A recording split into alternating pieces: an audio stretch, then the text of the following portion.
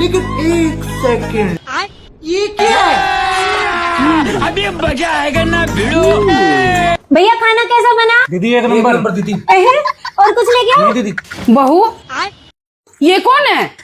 ये तो मम्मी जी वो आज शराब निकाला था तो मुझे कौवे नहीं मिले तो मैं 2 कलवे ले आई। पर श्राद्ध किसका निकाला है तूने? मम्मी जी आपका।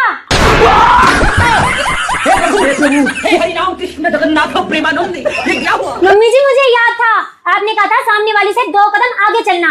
मम्मी जी आज उसने अपनी सास का श्राद्ध निकाला, उसने सिर्फ हलवा बनाया, मैंने 2 मिठाई बनाई, हलवा और रसगुल्ला।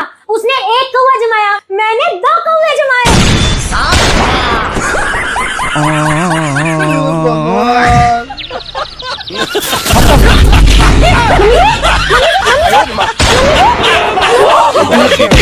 दीदी